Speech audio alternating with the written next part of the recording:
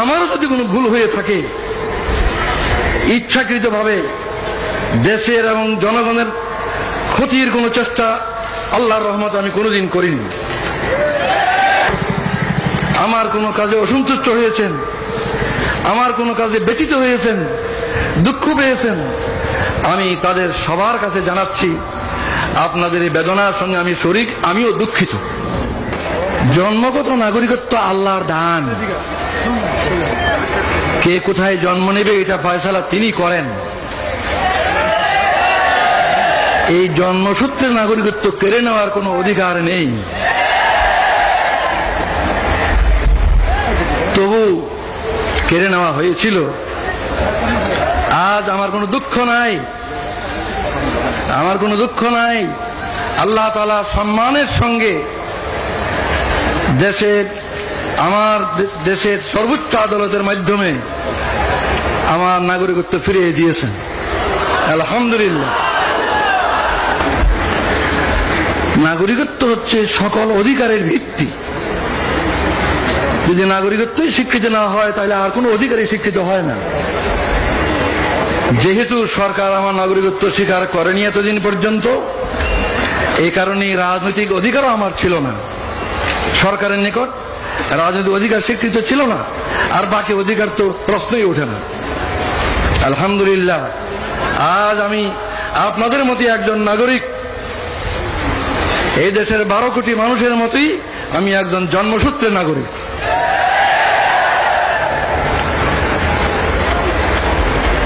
আজ 23 বছর পর আমার প্রিয় দেশবাসীর সামনে হাজির হওয়ার আমার সৌভাগ্য হলো।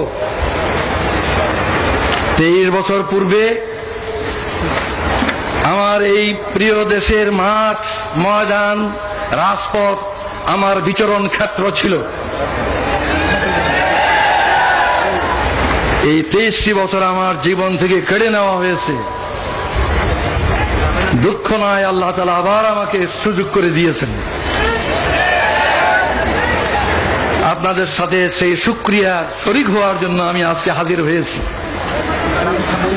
আজকে আমি অনেক বেশি কথা বলতে চাই না, আজ সূচনা মাত্র। ইনশাআল্লাহ কথা বলার আরো সুযোগ আল্লাহ তাআলা দেবেন, আমি আশা করি, যদি বাঁচিয়ে রাখেন আল্লাহ। আজ আমি অল্প কটি কথা বলি, আপনাদের কাছ থেকে বিদায় হতে চাই। আমার প্রথম কথা হলো, 23 বছর পর, বিগত 23 বছরের দিকে আমি দৃষ্টি দিয়ে শ্রদ্ধার সঙ্গে স্মরণ করছি আমার এই দেশের অনেক বড় বড় নেতাকে, যারা দুনিয়া থেকে চলে গিয়েছেন। তাদের মধ্যে 2জন নেতা এমন, আইয়ুব খানের স্বৈর শাসন আমলে যাদের সাথে মিলে আমি গণতান্ত্রিক আন্দোলনে একসাথে কাজ করেছি,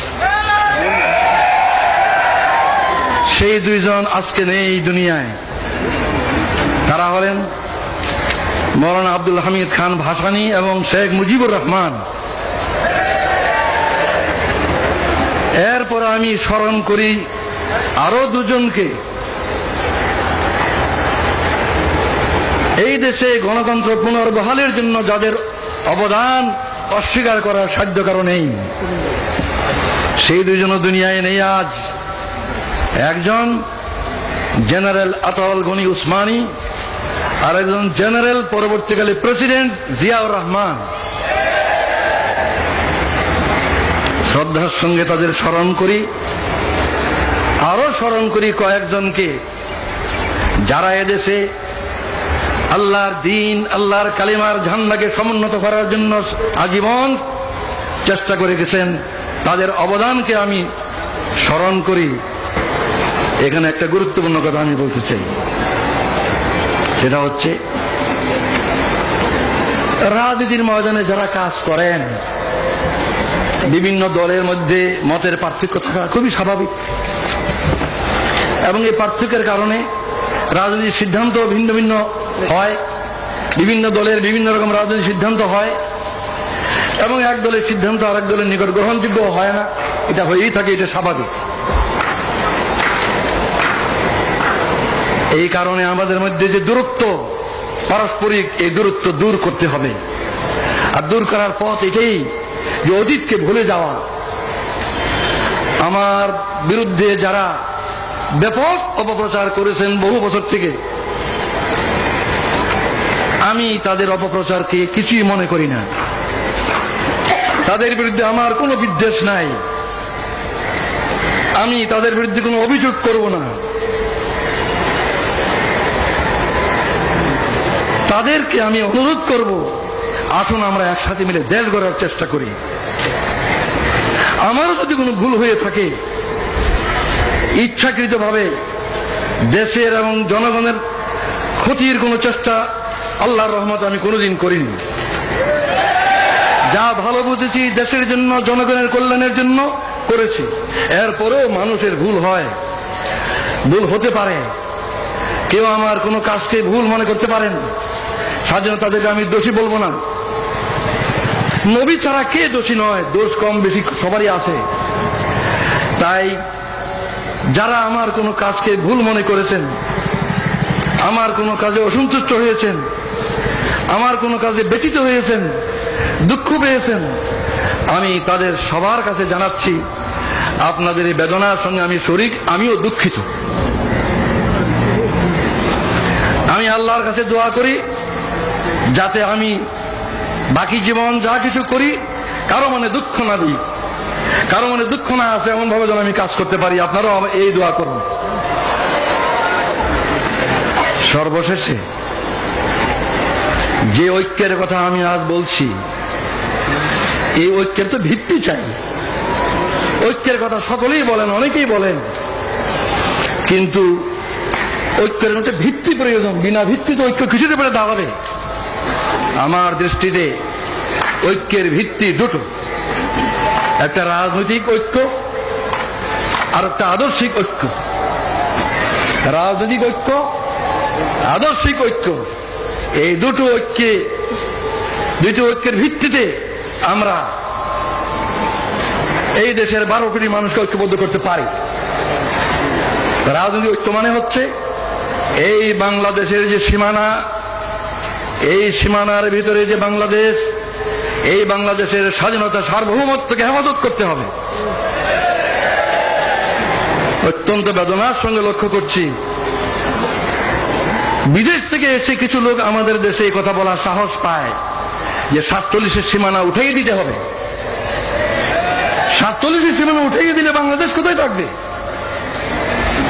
47-এ ভারত ভাগ করে যে সীমানা ঠিক করা হয়েছিল, সেই সীমানায় কি বাংলাদেশের সীমানা নয়? 71-এ কি সেই সীমানার ভিতরে স্বাধীন বাংলাদেশ কায়েম হয়নি? এই সীমানার হেফাজত করা হলো রাজনৈতিক ঐক্যের পয়লা ভিত্তি। রাজনৈতিক ঐক্যের ভিত্তি এটাই। যারা এই সীমানা তুলে দিতে চায় তারা এদেশের স্বাধীনতার রক্ষক হতে পারে না। যারা এই সীমানা তুলে দিতে চায় তারা এদেশের স্বাধীনতা সার্বভৌমত্বে বিশ্বাস করে না। আমি বিশ্বাস করি দেশের দায়িত্বশীল সকল রাজনৈতিক দল এই বিষয়ে একমত যে বাংলাদেশের এই সীমানার ভিতরে যে সীমানা 47 হয়েছিল এবং 71-এ যে সীমানাকে নিয়ে স্বাধীন সার্বভৌম বাংলাদেশ প্রতিষ্ঠিত হয়েছে, এই সীমানার হেফাজত করা আমাদের সকলের পবিত্র দায়িত্ব এবং এটা আমাদের রাজনৈতিক ঐক্যের ভিত্তি। কিন্তু রাজনৈতিক ঐক্য কি যথেষ্ট? রাজনৈতিক ঐক্য কখনো যথেষ্ট নয়।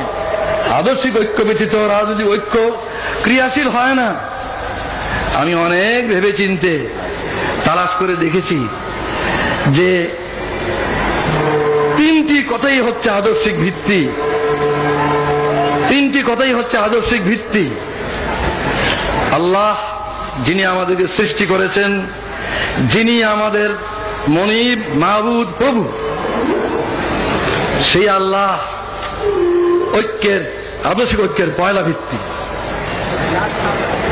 সেই আল্লাহ মানব জাতির দিশারি হিসাবে, পথ প্রদর্শক হিসাবে তার রসুলকে পাঠিয়েছেন, যুগে যুগে রসুলগণকে পাঠিয়েছেন। সর্বশ্রেষ্ঠ রসুল মুহাম্মদ রাসূলুল্লাহ সাল্লাল্লাহু আলাইহি ওয়াসাল্লাম হচ্ছে দ্বিতীয় আদর্শিক ভিত্তি। তৃতীয় আদর্শিক ভিত্তি হচ্ছে আল কোরআন, যা মানব জাতির জীবন বিধান আল্লাহর পক্ষ থেকে রসুলের মাধ্যমে এসেছে। এই আল্লাহ আল্লাহর রসুল এবং আল্লাহর কোরআন এর কোনোটাই জামাত ইসলামীর দলীয় সম্পদ নয়। এই তিনটার কোনোটাই কোন দেশের কোন দলের তাদের নিজস্ব সম্পদ নয়। এই সম্পদের ভিত্তিতে আমাদের মধ্যে ঐক্য না হওয়ার আমি কোনো কারণ দেখি না। আমি অত্যন্ত আনন্দ বোধ করি যে আমাদের দেশে প্রধান প্রধান দলগুলির নেতৃবৃন্দ তারা মুসলিম। আমাদের দেশের প্রধান প্রধান দলগুলির নেতৃবৃন্দ মুসলিম। তারা নামাজ পড়েন, হজ করেন, কোরআনকে তারা অস্বীকার করতে পারেন না। নামাজ, রোজা, হজ এগুলি কোরআনই আছে, তারা এগুলি করেন। সুতরাং আমি কি করে মনে করবো তারা কোরআনকে পছন্দ করেন না? নিশ্চয়ই তারা কোরআনকে বিশ্বাস করেন। তাই আমি এই আকুল আবেদন জানাই, রাজনৈতিক ঐক্যের ভিত্তি বাংলাদেশের সার্বভৌমত্ব এবং স্বাধীনতাকে রক্ষা, আর আদর্শিক ভিত্তি হচ্ছে আল্লাহর প্রতি দৃঢ় বিশ্বাস এবং আস্থা, যেটা আমাদের বাংলাদেশের শাসনতন্ত্রে আছে। দ্বিতীয় মুহাম্মদুর রাসূলুল্লাহ সাল্লাল্লাহু আলাইহি ওয়াসাল্লামের নেতৃত্ব, তৃতীয় কোরআনের বিধান। এই ঐক্যের ভিত্তিকে যদি আমরা গ্রহণ করি, কাল থেকে আমরা দেশ গড়ার কাজ শুরু করতে পারি। আমি বিদায়ের আগে জনাব আব্বাস আলী খান সাহেব, যিনি এতদিন ভারপ্রাপ্ত আমির হিসাবে এই ভার বহন করেছেন, তিনি আমার চেয়ে 7 বছরেরও বয়সে বেশি। আমি 72 আর উনি 79। এই বয়সে উনি যে বিরাট দায়িত্ব পালন করেছেন, আমার কাঁধের বোঝা তার কাঁধে নিয়ে যে দায়িত্ব পালন করেছেন, সেজন্য এই সক্ষমতার জন্য আমি আল্লাহ শুকরিয়া জানাই। আমি তাকে মুরব্বী মনে করি বয়সের দিক দিয়ে। আমি তাকে অনুরোধ জানাই যে তিনি আমার জন্য দোয়া করবেন, যেন আমার বাকি জীবন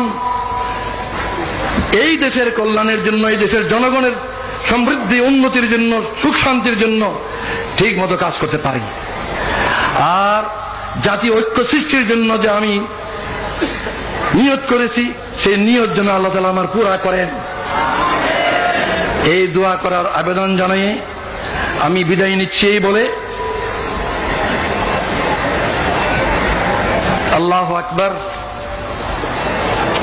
বাংলাদেশ জিন্দাবাদ, জামাতে ইসলামী জিন্দাবাদ, খোদা হাফেজ। আসসালামু আলাইকুম ওয়া রাহমাতুল্লাহ।